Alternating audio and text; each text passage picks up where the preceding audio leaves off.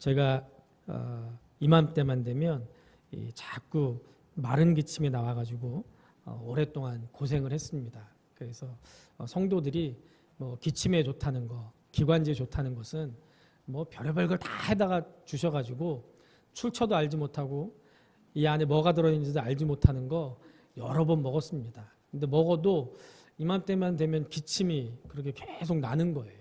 그래가지고 참 기도 제목이었는데 우리 교회 성도님 한 분이 제가 기침하는 걸 듣더니 기도하시는 분인데 그분이 목사님 기침은 자기가 책임지고 낫게 해드리겠다고 하시더니 갱엿을 아주 잔뜩 사다 주셨어요. 제가 그거 안 먹어봤겠습니까? 그거 잔뜩 먹어봤거든요. 그래도 안 났었는데 그거 먹으니까 기침이 잦아드는 거예요. 예. 기도하는 분이 준 거라서 무서워서 그런지 기침을 못 하겠어요. 예.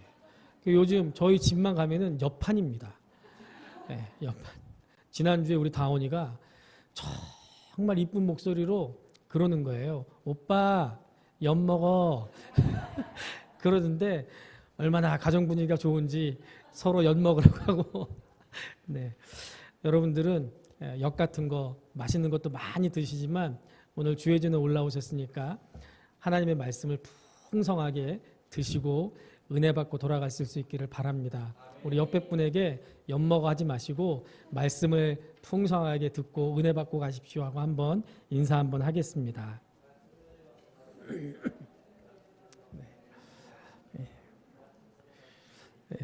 오늘 특별히 우리 청소년부 우리 도영이 어머니, 정은주 성도님, 또 이예숙 성도님, 우리 윤정 집사님께서 인도하셔서 오늘 교회에 처음 오셨고, 저 뒤에 우리 남자분 또 처음 뵙는 분 오시고, 도영이 옆에 있는 분은 남자친구야 누구야?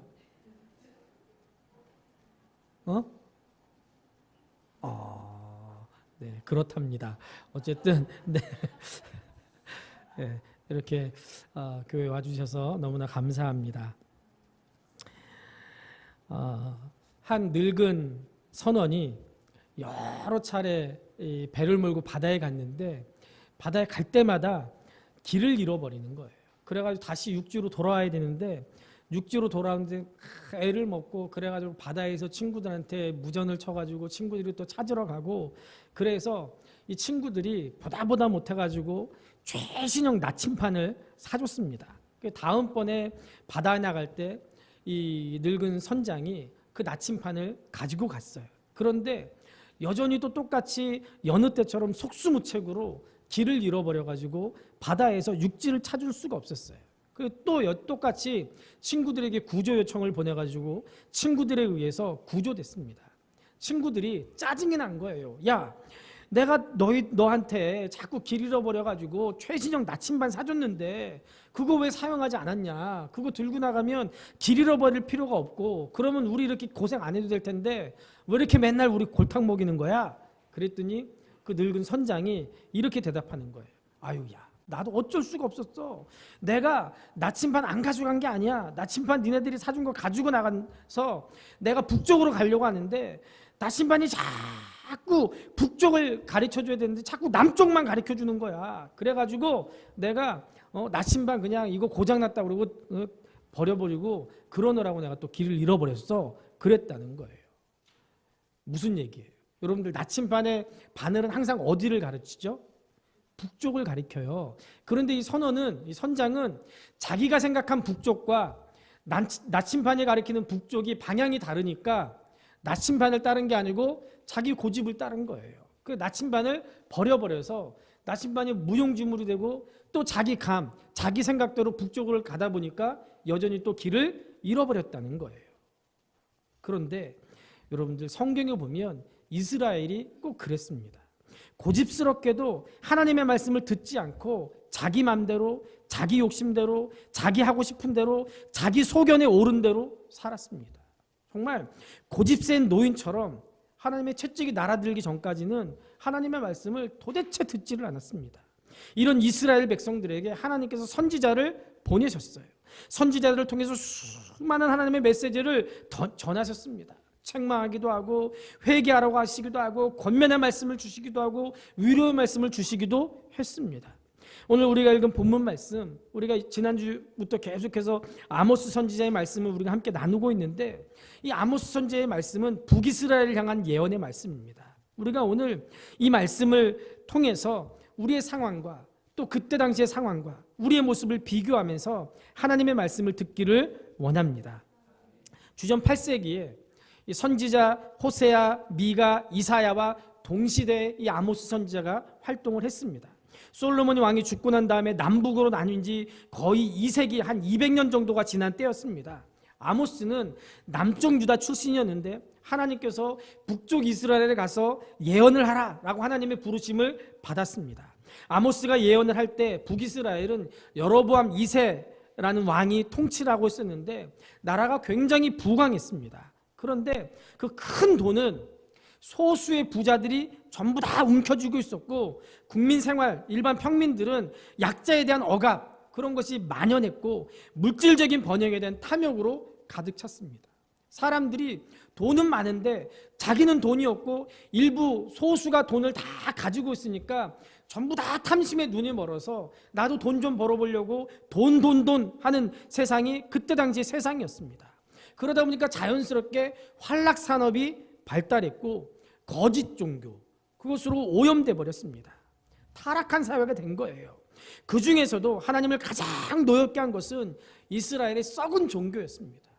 왜냐하면 종교가 타락하고 교회가 타락하면 정치, 경제, 사회, 도덕적인 죄악들은 교회가 타락하게 되면 자연스럽게 따라오는 것이기 때문에 종교가 타락하는 거 하나님과 가장 노여워하시는 거예요. 북이스라엘이 금송아지를 세워서 우상을 섬기게 했고, 남쪽 유다에 있는 예루살렘에 내려가가지고 하나님 앞에 예배드리지 못하도록 막았습니다. 그렇게 되니까 북이스라엘 사람들은 당연히 이방 종교인 바알신을 경배하게 됐고, 하나님 앞에 예배를 드린다고 했지만 점점 더 이방신을 섬기는 이방 종교의 신관과 그런 사고방식과 습관들이 스며들게 되면서 형식적인 신앙에 빠져버리게 됐습니다. 이게 지금 현재 우리나라 한국 교회를 얘기하는 게 아니고 지금 북이스라엘의 상황을 얘기하고 있는 거예요. 북이스라엘의 이 같은 신앙 형편은 지금 이 시대 우리의 모습과 얼마나 닮아 있습니까? 지금 많은 사람들이 기독교는 고작 주일날 교회 나가는 거, 이게 전부인 것처럼 그렇게 생각합니다. 예수 믿는다고 하는 많은 사람들이 주일날 오전 예배 한 번 드리는 것으로 만족해합니다. 형식적인 신앙생활을 합니다. 주일날만 교회 갔다 오는 그런 신앙인을 우리가 썬데이 크리스찬이라고 그렇게 불러요. 이런 썬데이 크리스찬은 성경의 올바른 가르침을 배우는데 관심이 없습니다. 복음의 진리를 분명하게 붙들고 확신 가운데 살려고 하지도 않습니다. 예수님에 대한 개인적인 헌신도 당연히 없습니다. 형식적으로 신앙생활을 하는 거예요. 그저 시간 때우기식 그런 예배를 드립니다. 그러다 보니까 자연스럽게 예배 드리는 거, 주일 예배 부담스러워합니다. 여러분들은 어떠세요? 주일 예배가 부담스럽습니까? 주일 예배가 왜 그렇게 자주 돌아오는 것 같습니까? 여러분들 가운데 주일이 너무 빨리 돌아오고 그저 한 달에 한 번 정도만 예배 드리면 되지, 아니면 일주일에 한 번, 주일날 오전에 한 번 예배 드리면 되지, 뭐 주일 오후 또 수요일, 금요일 새벽 예배, 구역 예배 이렇게까지 예배 드려야 돼? 이렇게 생각하는 분들이 있을지도 모르겠어요. 그러나 우리가 그렇게 자주 하나님께 예배 드리는 것 같아도 실제로 계산해 보면은 그렇게 많지 않습니다. 어떤 사람이 인생을 70년으로 계산해서 그 70년 동안 사람이 무슨 일을 하고 지내는가를 계산해 보니까 하루에 잠을 8시간 잔다고 하면 70년 인생 중에 잠자는 데 사용하는 시간이 23년이라고 합니다.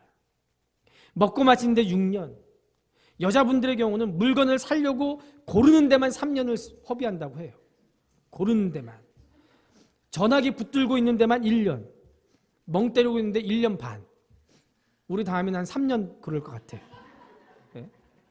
그런데 주일 예배를 1년 52주 한 번도 안 빠지고 드린다고 가정할 때 70평생 중에 예배 드리는데 사용하는 시간은 1년하고도 100일밖에 안 된다는 거예요. 여러분들 형식적인 신앙생활 버리세요. 형식적으로 예배 드리지 마세요. 주일 예배를 정말 귀하게 여기십시오. 무엇보다도 하나님 앞에 예배드리는데 마음을 다하세요. 예배드리는 것에 실패하는 사람은 반드시 신앙도 실패하게 되고, 신앙에 실패하게 되면 우리 삶에 실패할 수밖에 없습니다. 예배를 소홀히 여기는 사람치고 신앙이 바른 사람 한 명도 못 봤습니다. 그러다 보면 자연스럽게 하나님과 멀어지게 되는 거예요. 오늘 본문 11절 말씀을 보면 하나님 앞에 징계를 받으면서도 선지자의 외침을 듣지 않는 이스라엘 백성들에게 하나님께서 기근을 보내시겠다라고 말씀합니다. 그런데 그 기근이라는 것이 양식이 없어서 굶주리게 되는 그런 기근이 아니고, 비가 오지 않아서 물이 없어서 목말라 죽는 그런 기근이 아니고, 하나님의 말씀을 듣지 못하는 그런 기근이라고 말합니다. 하나님께서 이스라엘의 죄악과 하나님에 대한 배반, 그리고 그렇게 예언자들을 통해서 하신 책망과 경고와 회개를 촉구하는 하나님의 말씀을 들으려고 하지 않는 이스라엘 백성들에게 가뭄이나 흉년이나 자연재앙으로 기근을 보내시겠다, 그런 말씀이 아니고, 이제는 하나님께서 너희들에게 말씀하지 않겠다. 그래서 사람들이 하나님의 말씀을 구하고 들으려고 이 바다에서 저 바다까지, 북쪽에서 동쪽까지 비틀거리면서 돌아다녀도 하나님의 말씀을 얻지 못하게 될 것이고, 그 결과 모두 다 말씀의 기근으로 쓰러지게 될 것이다 라고 하나님께서 말씀하는 거예요. 하나님께서 말씀을 걷어가시겠다는 그런 말씀입니다. 어떻게 보면 믿음이 없는 사람들에게는 이 말씀이 정말 안도의 한숨을 쉬게 하는 그런 말씀인지도 모르겠어요. 여러분들에게 묻습니다. 여러분들 10년 동안 흉년이 계속되는 것과 10년 동안 하나님의 말씀을 한마디도 듣지 못하는 것 중에 둘 중에 하나를 선택하라면 어떤 걸 선택하시겠습니까? 목마른 것보다 하나님의 말씀을 못 듣는 게 낫다고 생각할 거예요. 10년 동안 곡식이 떨어져서 굶어 죽는 것보다 하나님의 말씀을 10년 동안 듣지 않는 것이 더 훨씬 낫다라고 생각할지도 모르겠습니다. 왜냐하면 하나님의 말씀을 듣지 않는다고 우리가 당장 목말라 죽든지 굶어 죽는 것은 아니니까 그렇게 생각할 거예요. 그런데 여러분들, 하나님의 말씀을 걷어가시는 거, 하나님의 말씀을 이 세상 어느 곳에서도 들을 수 없는 거, 하나님의 말씀이 이 세상 그 어떤 곳에도 존재하지 않고 사라지는 것은 하나님께서 자기 백성에게 내리실 수 있는 가장 큰 징계입니다. 굶어 죽는 것과 목말라 죽는 것보다 훨씬 더 비참한 재앙이고 저주입니다. 그러면 왜 하나님의 말씀을 듣지 못한 기갈이 그렇게 큰 저주가 됩니까? 어떤 결과를 가져오기에 큰 재앙이고 큰 징계라는 겁니까? 이 세상이 창조될 때도 하나님께서 말씀으로 창조하셨고, 하나님의 말씀으로 이스라엘 백성들을 애굽에서 해방시켰고, 하나님의 말씀을 통해서 예수 그리스도를 믿음으로 구원을 받고 영생을 얻게 하셨습니다. 하나님의 말씀에 의해서 우리가 하나님과의 관계에서 인생의 의미와 목적을 발견하게 됩니다. 하나님의 말씀이 이 세상의 기초와 질서와 가치관을 형성하게 하고, 말씀으로 우리의 인생의 행복이 풍성해지기 때문에 그렇습니다. 그런데 하나님의 말씀을 듣지 못하고, 하나님의 말씀을 읽지 못하고, 하나님의 말씀이 우리의 삶 속에 역사하지 않으면 어떻게 됩니까? 하나님의 말씀을 듣지 못하면 우리의 영혼이 고갈됩니다. 그러면 사람은 시체와 다를 바가 없게 되는 거예요. 사람이 떡으로만 사는 것이 아니고 하나님의 말씀으로 사는 존재입니다. 그렇기 때문에 하나님의 말씀이 없으면 살았지만 죽은 거와 마찬가지예요. 그런데 여러분들, 지금 우리가 사는 대한민국 얼마나 행복합니까? 하나님의 말씀을 얼마든지 들을 수 있고, 신학교에도 목사가 되려는 사람들 넘쳐나고 있고, 말씀을 배울 수 있는 책들 서점에 가면은 매일매일 쏟아져 나옵니다. 인터넷에 들어가면은 전 세계 유명한 목사님들 설교 언제든지 들을 수 있고, 실시간으로 들을 수 있고, 저 같은 조그만 교회 목사의 설교도 언제든지 다시 들을 수 있으면 다시 들을 수 있어요. 그러나 지금도 여전히 설교를 듣고 싶어도 들을 수 없는 나라 수없이 많고, 교회를 찾아볼 수 없는 이슬람 국가들도 많이 있고, 성경을 가지고 있는 것만으로도 감옥에 가는 나라들 수없이 많습니다. 아니, 성경 자체가 자신들의 언어로 번역되지 않은 민족들도 여전히 있습니다. 자유롭게 말씀을 듣고 읽을 수 있는 것이 하나님의 큰 축복인 줄 알고 우리가 감사해야 됩니다. 그런데 이런 축복 속에서도 우리가 말씀의 기근을 겪을 수가 있습니다. 왜 그렇습니까? 첫째는 인간이 교만해져서 하나님의 말씀을 하나님의 말씀 그대로 받아들이지 않을 때 말씀의 기근을 겪게 됩니다. 하나님의 말씀을 인간들이 조각조각 편집해 놓은 책이라고 생각하는 게 현대 자유주의 신학의 고등비평입니다. 이 고등비평에 관해서 미국의 사우스웨스턴 심내신학교의 J.J. 리브라는 교수가 고등비평과의 개인적인 만남이라는 그런 글을 썼습니다. 이 내용을 요약해보면 무슨 얘기냐면 이 고등비평, 하나님의 말씀이 성경을 하나님이 우리에게 주신 것이 아니고 인간들이 여기저기서 끌어다가 모아가지고 그저 편집해 놓은 책이라고 하는 게 고등비평이에요. 그러면 고등비평에서 얘기하는 게 뭐예요? 결국 이 성경은 하나님의 말씀이 아니고 뭐라고요? 인간이 만든 책이라는 거예요. 인간이 만든 책이라면 이 성경 우리가 믿을 필요가 있어요, 없어요? 없어요. 믿을 필요가 없다면 이 성경 읽을 필요가 있어요, 없어요? 없어요. 성경 읽을 필요가 없으면 우리가 교회 나올 필요가 있어요, 없어요? 없어요. 고등비평이 바로 그런 거예요. 근데 그 고등비평을 어디서 가르치냐면 신학교에서 가르쳐요. 그러면 그 고등비평의 내용이 도대체 뭐냐? 고등비평의 전제는 진화론이라는 거예요. 지금 우리가 들고 있는 성경이 완성되지 않은 덜 떨어진 책이고 앞으로 더 좋은 말씀이 나온다는 거예요.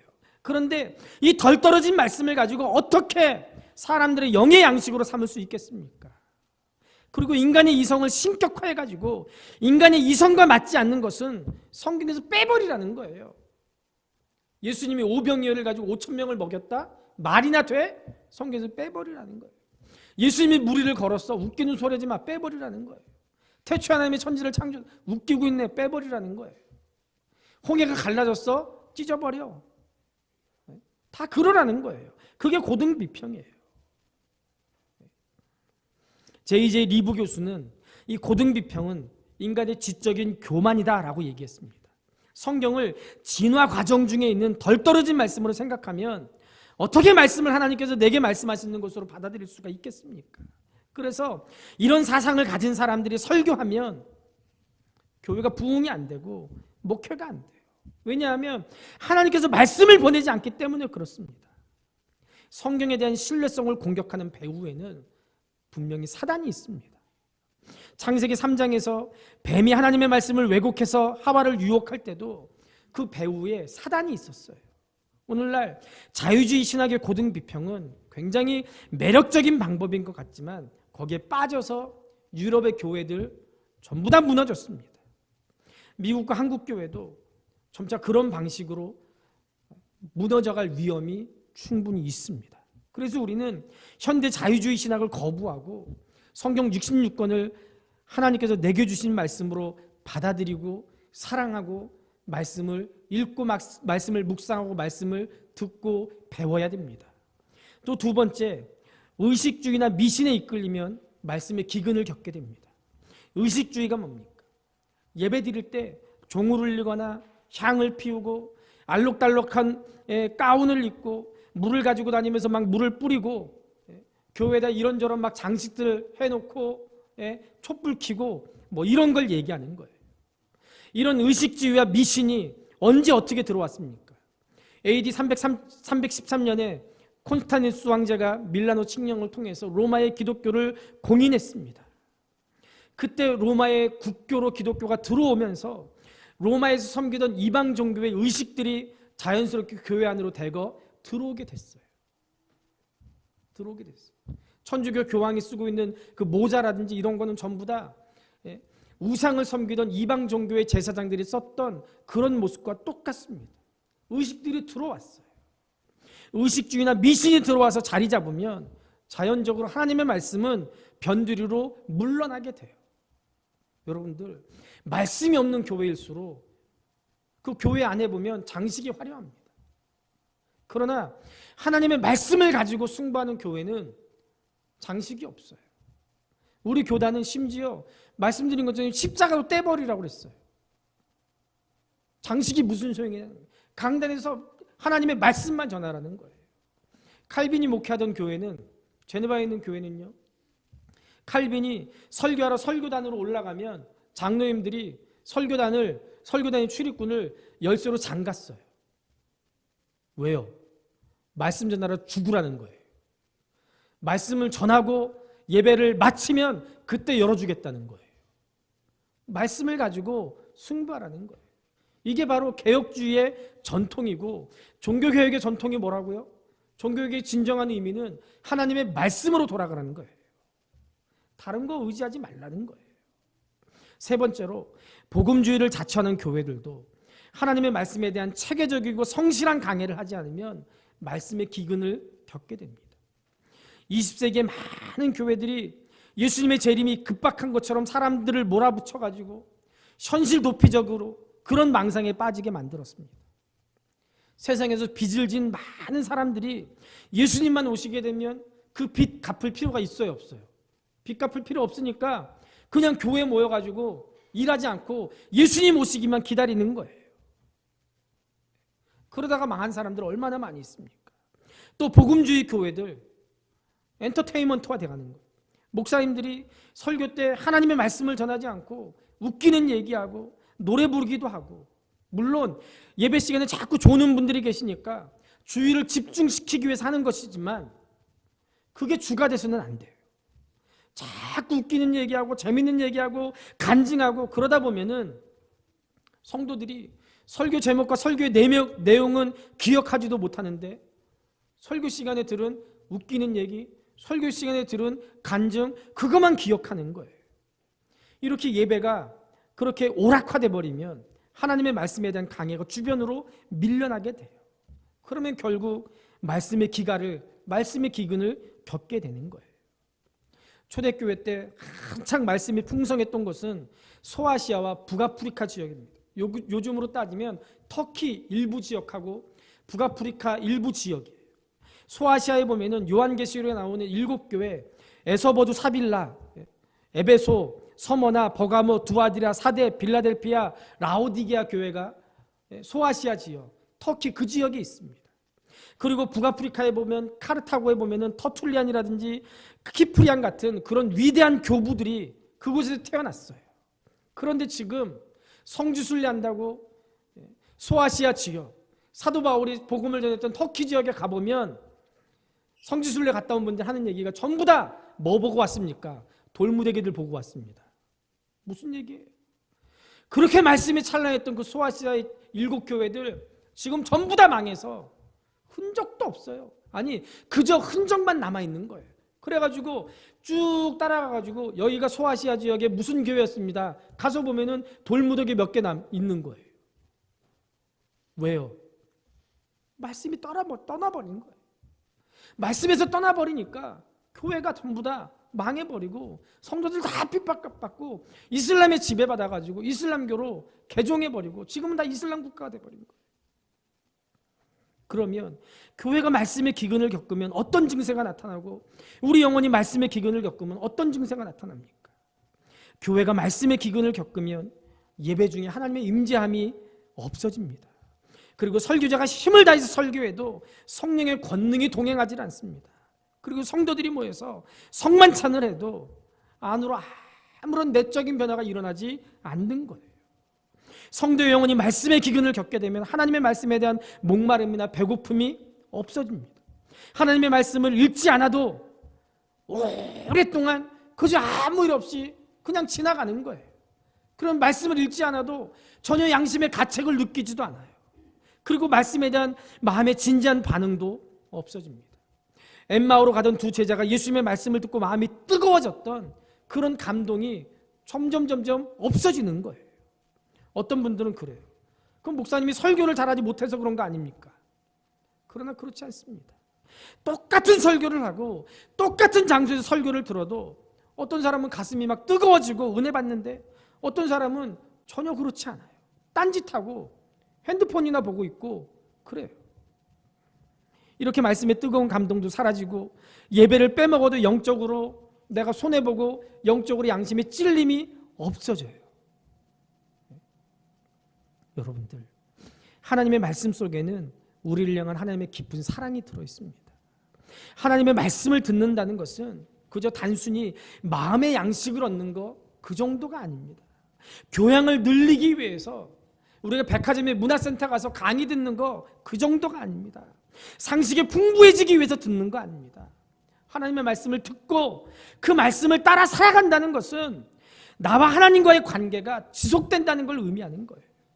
하나님의 사랑의 말씀을 들으면 이 세상을 내가 말씀대로 살아간다는 그런 의미예요. 내가 하나님을 하나님으로 믿고 섬기면서 하나님의 뜻과 인도하심을 따라 살아간다는 그런 뜻입니다. 내가 하나님의 음성을 듣고 하나님의 말씀을 읽고 듣고 묵상한다는 것은 하나님께서 나와 함께 하신다는 의미입니다. 하나님의 약속의 말씀을 통해서 하나님이 나를 지키시고 내 삶 속에서 살아서 역사한다는 뜻입니다.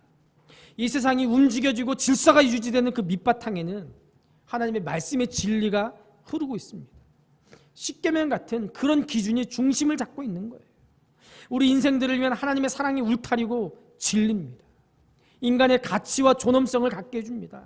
그런데 반대로 하나님의 말씀이 들리지 않고 하나님의 말씀을 걷어가신다는 것은 하나님과의 관계가 끝난다는 것이고 하나님께 나를 버리셨다는 것이고 하나님께서 나를 떠나셨다는 거예요. 여러분들, 우리가 하나님의 말씀을 듣지 못하면, 또 하나님의 말씀이 들려도 믿지 않으면, 그리고 하나님의 말씀을 듣고도 순종하지 않으면 옳고 그른 것에 대한 절대적인 표준이 없어집니다. 기준 없는 인생을 살게 되는 거예요. 중심 없는 삶을 사는 거예요.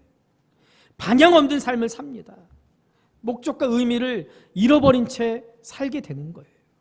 그래서 우리의 분별력과 자제력과 도덕성과 양심이 사라져버리는 거예요. 그리고 불법과 절망이 사회를 휩쓸게 돼서 사람들의 마음이 더럽혀집니다.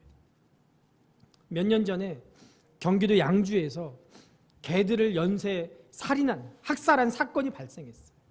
여러 마리의 개, 9마리의 개가 사라지고 끔찍하게 죽은 채로 발견돼서 경찰들이 수사에 나섰는데 그 사건을 수사해서 범인을 잡았는데 그 범인이 7명의 고등학생들이 저지른 범죄였어요. 고등학교 애들이 다른 집 개들을 몰래 끌고 가서 둔기로 때려 죽이고 발로 차고 때려 죽인 무차별 학살을 한 그런 사건이에요. 7명의 학생들을 잡아가지고 왜 그랬냐고 물어봤더니 그 아이들이 대답한 내용이 기가 막힙니다. 그냥 재미로 그랬다는 거예요. 생명을 재미로 죽였다는 거예요. 9마리나. 근데 더 충격적이었던 건 뭐냐면 그 7명의 학생들이 평상시 학교에서 문제 있는 불량 학생들이 아니었어요. 그냥 평범한 학생들이었어요. 그런데도 자기들이 그냥 재미로 살아있는 개들을 때려 죽인 거예요. 9마리나. 왜 이렇게 됐습니까? 인간다운 삶을 배우지 못했기 때문에 그래요. 그렇게 하는 게 잘못된 거라는 것을 사회가 바르게 가르치지 못했기 때문에 그래요. 요즘 나오는 뉴스들을 보세요. 폐륜적인 사건들 얼마나 많습니까? 아버지가 친딸을 상습적으로 성폭행하고, 얼마 전에는 물론 의부 시아버지긴 하지만 시아버지가 며느리를 성폭행하고, 자기 딸의 친구를 성폭행해서 죽이고, 존속살인 사건들, 엽기적인 연쇄살인 사건들, 증오범죄, 이런 거 얼마나 많이 보도되고 있습니까? 왜 우리 사회가 이렇게 총체적으로 타락하고 있습니까? 이 땅에 성경책이 없어서입니까? 교회가 없어서입니까? 강단에서 말씀이 선포되지 않아서입니까? 그렇지 않아요. 왜 그래요? 저를 포함한 목사들의 책임이 첫 번째고, 둘째는 교회 중직자들의 책임이고, 셋째는 모든 한국교회 성도들의 책임입니다. 하나님의 말씀을 듣지 못한 기갈이기 때문이 아니라 하나님의 말씀을 듣기는 들었지만 하나님의 말씀을 흘려들었기 때문에 그렇습니다. 하나님의 말씀 앞에 바로 서지 못했기 때문에 그래요. 하나님의 말씀이 이 땅에서 실천되고 실현되지 못하게 한 그 책임을 우리가 면할 수 없는 거예요. 그리고 이 땅에서 여전히 하나님을 알지 못하는 사람들의 책임입니다. 자기 소견대로 자기 욕망에 따라 살아가기 때문에 그래요. 여러분들, 하나님의 말씀을 흘려듣지 마세요. 하나님의 말씀을 수박 겉핥기식으로 읽지 마십시오. 하나님의 말씀을 믿고 순종하려고 하는 그런 자세로 들어야 됩니다. 그리고 말씀을 듣는 것으로는 부족합니다. 말씀을 실천해야 돼요. 실천해야 돼요. 저는 그동안 정말 많은 복을 받았어요. 목회를 한 20년 해오면서 제가 같이 신앙생활했던 분들은 정말 좋은 분들이었어요. 우리 아버지가 살아계실 때 좋은 사람 만나는 복을 달라고 기도해서 저는 언제든지 좋은 목사님, 좋은 성도들, 좋은 장로님, 좋은 교사들, 좋은 부장 이런 분들하고 같이 신앙생활해서 얼마나 편하게 신앙생활했는지 몰라요. 그런데 그 중에 제일은 우리 노원성직교회 성도들인 줄로 믿습니다. 지난주에 금요일날 새벽기도 설교 때 내용이 무슨 얘기였냐면요, 이 아모스 선지자가 북쪽 이스라엘에 가서 복음을 전하는데 아마샤가 아모스에게 너 복음 전하지 말고 남쪽에 니네 땅으로 가, 그런 내용이었어요. 그 아모스가 그래도 나는 하나님께서 말씀하셨기 때문에 복음 전하겠다, 그런 내용이었어요.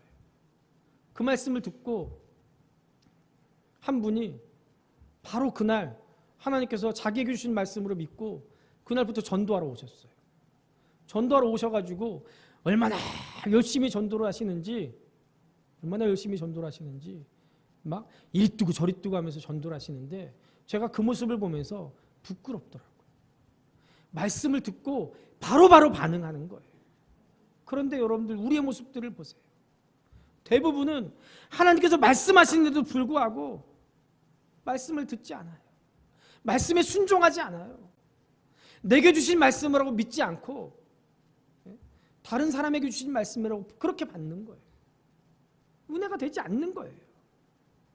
여러분들 하나님의 말씀을 순종하지 않으면 부작용이 일어납니다. 공산주의를 만든 마르크스는요, 성경을 읽었어요. 성경을 읽고 공산주의를 만들어냈습니다. 성경에서요. 그래서 세계 역사의 실패한 이데올로기로 얼마나 많은 사람들을 고통 중에 죽게 했습니까? 지금도 그 공산주의 때문에 얼마나 많은 사람들이 자유를 제한당하고 고통 가운데 살아요. 그게 어디서 나왔다고요? 성경에서 나왔어요. 잘못된 성경, 잘못된 생각을 가지고 성경을 읽으니까 공산주의가 성경에서 나온 거예요. 김일성이도 어렸을 때 주일학교 다녔어요. 성경 알았습니다. 그 부모님이 예수 믿는 기독교 가정이었어요. 그 어머니의 이름은 김반석이에요. 반석 위에 설이라 반석. 성경적인 이름이에요. 그런데 지금 지구상 최악의 지옥을 만들었어요.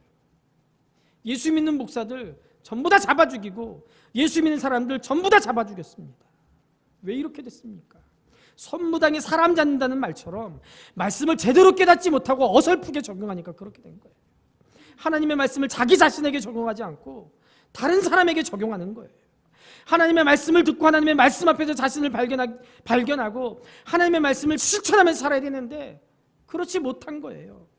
하나님의 말씀 앞에서 인간이 어떤 존재인지 똑바로 깨닫지 못했기 때문에 똑같은 성경을 읽으면서도 그렇게 사악한 인간이 된 거예요. 여러분들 하나님의 말씀 앞에 나오지 않는 성도는 자신의 영적인 상태를 진단하지 못해요. 자기가 얼마나 메마르고 완악해졌는지 발견하지 못합니다. 자기의 교만을 깨닫지 못해요.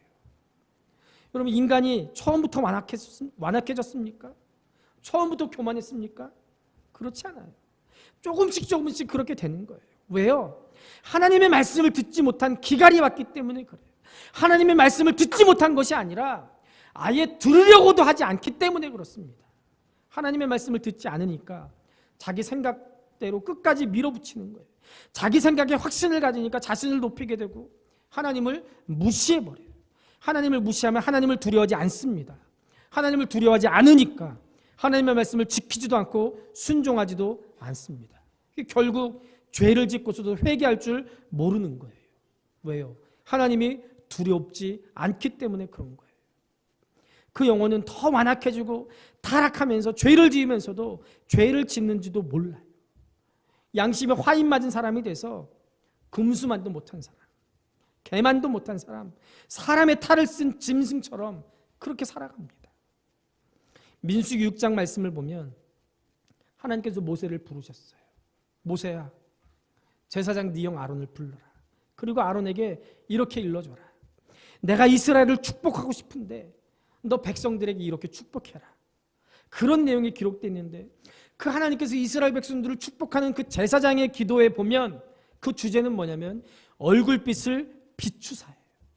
하나님의 얼굴을 이스라엘 백성들이 보여주신다는 얘기예요.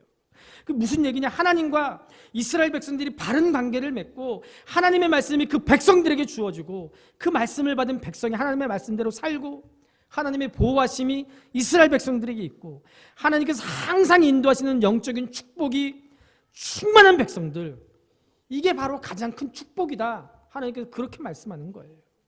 그런 반대로 사무엘상 14장 19절에서부터 22절에 보면 이가봇이라는 이름이 기록되어 있습니다. 이가봇이 누구냐면 엘리 제사장의 손자예요. 엘리 제사장은 두 아들 홈리와 비느하스를 하나님의 말씀대로 제대로 양육하지 못했습니다. 그래서 홈리와 비느하스가 하나님의 제사장의 자녀들로서 하나님을 두려워하지 않고 경건하게 살지도 않고 하나님께 제사 드릴 때 하나님께 드린 예물을 자기들이 먼저 건져가지고 좋은 고기 자기들이 빼먹고 제사 지내러 온 여인들 건드리고 하나님 앞에 불경하기 짝이 없었습니다. 그때 하나님께서 블레셋을 보내셔서 이스라엘을 침공했는데 홈리와 비느하스가 자기 생각으로는 그저 자기들의 영성과 하나님과의 관계는 생각하지 않고 법궤만 들고 나가면 하나님이 도우셔서 승리할 거라고 그렇게 착각을 했어요. 그 법궤를 들고 블레셋과의 전쟁에 나갔다고 법궤는 뺏기고 홈리와 비느하스는 전부 다 죽었습니다. 그 비보를 의자에 앉아서 들었던 엘리 제사장이 그 비보를 듣자마자 의자에 앉아있다가 거꾸로져서 목이 부러져서 죽었습니다. 한꺼번에 가정과 국가가 멸망하는 과정에서 엘리 제사장의 며느리가 충격을 받아서 아들을 낳는데 이 아들의 이름을 이가봇이라고 지어라 라고 유언을 남겼어요. 이가봇의 뜻이 뭡니까? 하나님의 영광이 이스라엘을 떠났다는 거예요. 하나님께서 얼굴을 돌렸다는 거예요. 이스라엘과 하나님과의 관계가 끊어졌다. 엘리 제사장 가문에 하나님의 말씀이 멈췄다. 이제 하나님께서 우리를 버리셨구나. 하나님과의 관계가 비정상이 되어버렸구나. 그런 뜻이에요. 하나님의 침묵은 어떤 심판보다 두려운 심판입니다. 아모스가 외치지 않아서 이스라엘 백성들이 하나님의 말씀을 듣지 않은 거 아닙니다. 아모스가 외치지만 백성들이 듣지를 않아요. 왜 듣지 않습니까? 왜 하나님께 돌아오지 않습니까? 왜 그들이 하나님께서 말씀하시는데도 불구하고 하나님으로부터 점점 멀어지고 회개하지 않습니까? 왜 영적인 각성이 일어나지 않는 거예요? 그들이 추구하는 것이 하나님이 아니라 세상이고 물질이었기 때문에 그런 거예요. 여러분들, 하나님의 침묵보다 더 무서운 진노 없습니다. 예레미야, 이사야, 에스겔 그 외 많은 선지자들의 말씀을 보면 하나님께서 이스라엘의 범죄에서 하나님께 채찍을 맞고 있을 때도 하나님께서 말씀을 중단하지 않았어요. 70년간 바벨론으로 포로로 잡혀간 사건이 벌어져도 선지자들이 외쳤습니다. 걱정하지 마라. 지금은 이렇게 너희들 포로로 끌려가지만 하나님이 70년 후에 분명히 우리를 다시 돌이켜서 본국으로 돌려보내주실 거야. 말씀이 끊이지 않았습니다. 에스겔서 2장 5절에 보면 듣든지 아니 듣든지 그들 가운데 선지자가 있을 줄 알아라. 그렇게 말씀하셨어요. 말씀이 끊어지지 않았어요. 그런데 오늘 본문 기록된 말씀은, 오늘 강단을 통해서 선포되는 말씀은 아모스를 통해서 성령께서 말씀하시기를 이제 너희들 말씀을 만나지 못할 거야. 말씀에 기근이 올 거야. 말씀이 고갈될 거야. 이제는 영원히 목말라서 견딜 수 없는 때가 올 거다. 그렇게 말씀하고 있습니다. 하나님이 침묵하고 싶어서 침묵하는 거예요? 그렇지 않습니다. 백성들이 하나님의 거룩하신 입을 막아버린 거예요. 구약 성경에 보면 요나서가 있습니다.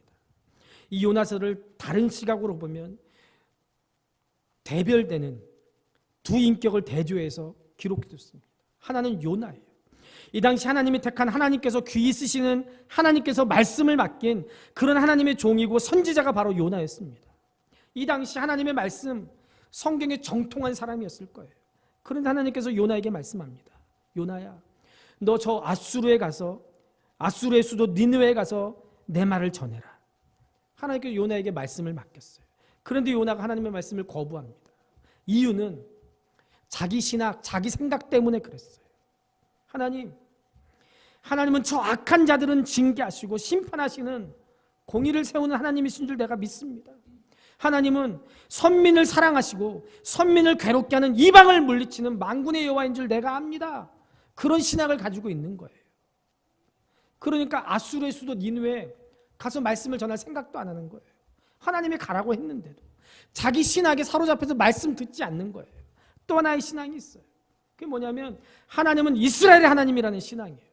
하나님은 우리 이스라엘만 사랑하시고 우리 선민만 보호하시고 하나님은 오직 택한 백성을 인도하시는 우리만의 하나님이셔.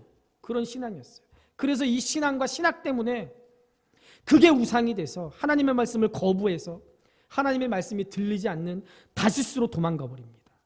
그런데 그거에 비해서 아수르의 수도 니느웨 사람들을 보세요. 하나님께 심판받아도 당연히 받아야 될 이 사람들, 하나님의 심판의 말씀이 선포되니까 왕부터 가축에 이르기까지 금식하면서 참회합니다. 굵은 베옷을 입고 재에 앉아서 통곡하면서 하나님 앞에 참회 기도를 드립니다. 성경에 기록되지 않았지만 상상해 보면 요나가 니느웨 성에 억지로 끌려가서 하나님의 말씀을 전하는데 원고를 준비했겠습니까? 예행 연습했겠습니까? 준비기도 했겠습니까? 큰 소리를 열정적으로 전했겠습니까? 아마도 인상은 우거지상을 쓰고면서 돌아다니면서 속으로 한 놈도 듣지 마라, 한 놈도 회개하지 마라, 전부 다 망해라, 그런 기도를 하면서 전했을지도 모르겠어요. 그래도 하나님이 억지로 시키니까 요나가 니느웨 가서 전한 말씀은 딱 하나예요. 회개하라, 그런 말 하지도 않았어요. 40일이 지나면 니느웨는 멸망한다. 40일이 지나면 니느웨는 멸망한다. 40일이 지나면 니느웨는 멸망한다. 이 말만 하고 돌아다녔어요. 놀부심 뽑아가지고 빨리 멸망이라. 그리고 다 전한 다음에 산꼭대기에 올라가서 니느웨 언제 멸망하나 40일만 기다리느라고 불구경하듯이 산꼭대기에 올라가서 니느웨 망하는 거 구경하려고 거기 초막을 짓고 앉아가지고 그거 구경하고 있었어요. 관심도 없이, 성의도 없이, 기도도 없이 억지로 전하는 말씀을 듣고 니느웨 성 사람들이 하나님의 말씀을 그대로 받아들여서 무릎 꿇기 시작합니다. 아수르의 니느웨 사람들, 인류 중에 가장 악한 사람들 몰라요. 하나님의 택한 백성들, 이스라엘 침공해서 사마리아에 들어와서 재산들 다 탈취하고 수많은 사람들 껍질을 벗겨 죽였습니다. 그뿐 아니라 이스라엘이 가장 수치스럽게 여기는 아수르 남자와 사마리아 여자를 강제로 결혼시키고 사마리아 남자는 노예로 아수르로 끌고 가서 아수르 여인과 이방 결혼을 시켰어요. 피를 더럽히는 수치스러운 일들을 행했습니다. 한마디로 말하면 아수르는 하나님의 진노의 대상이고 멸망의 민족이었지만 하나님의 말씀, 지금 선포되는 말씀을 그대로 받아들였기 때문에 하나님이 니느웨에게 은총을 베풀어 주셨습니다. 하나님의 말씀이 선포될 때 그 말씀을 내게 주시는 말씀으로 받았기 때문에 니느웨가 살아난 거예요. 마찬가지로 하나님께서 내게 주시는 말씀으로 받는 사람이 믿음 있는 사람이고 참된 신앙인입니다. 그 인격, 윤리성, 지식, 그의 신분, 그의 사회적 지위, 그의 문화, 이런 것도 하나님 앞에서 인정되지 않아요. 지금 하나님께서 말씀하실 때 아멘, 말씀하옵소서, 주의 종이 듣겠나이다 라고 이렇게 반응하는 사람이 정말 성도고 제자고 그리스도인인 줄로 믿습니다. 여러분들, 우리의 신앙의 역사 정말 소중합니다.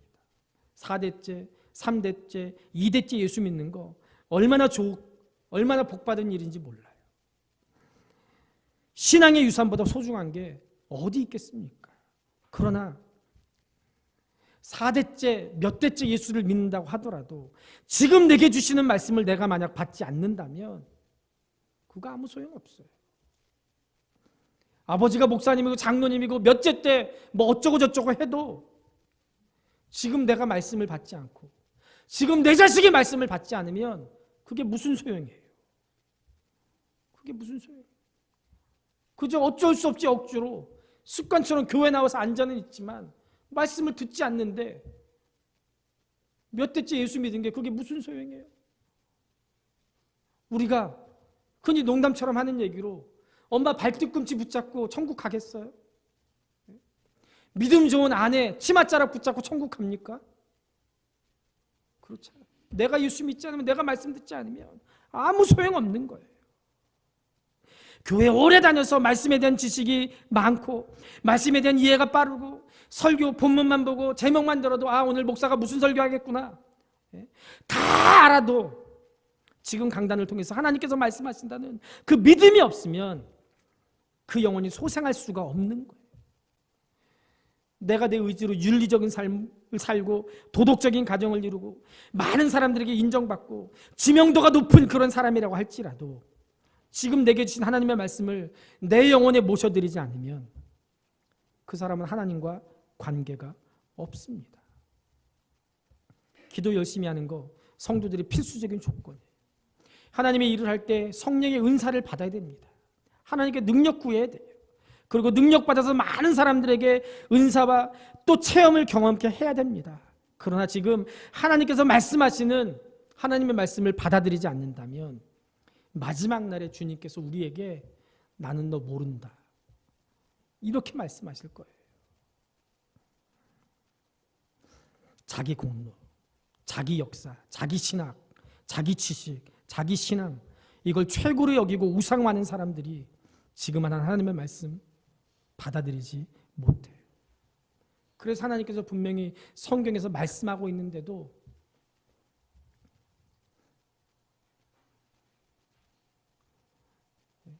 많은 젊은이들이 하나님께서 성경에도 동성애를 죄라고 하지 않았다는 헛소리하고 다니면서 교회를 비난하는 거예요. 성경에서 말씀하고 있는 걸 믿지 못하는 거예요. 오늘 14절을 보세요. 사마리아에 죄된 우상을 두고 맹세하여 이르기를 다나 네 신들이 살아있음을 두고 맹세하노라 하거나 부엘세바가 위하는 것이 살아있음을 두고 맹세하노라 하는 사람은 엎드러지고 다시 일어나지 못하리라. 내 신앙, 내 신앙을 우상하는 사람들 지금 하나님의 말씀하는 그 말씀 듣지 못해서 결국 엎드러져 멸망당하는 거예요. 그렇기 때문에 하나님의 자녀들은 하나님 아버지의 말씀을 가까이 해야 돼요. 귀 기울여야 돼요. 하나님의 말씀을 따라 살아야 됩니다. 온 마음으로 하나님의 말씀을 듣고 순종해야 됩니다. 실천해야 돼요. 여러분들 오늘 우리에게 하나님의 말씀을 듣지 못한 기갈이 아니라 듣지 않아서 기갈이 왔어요.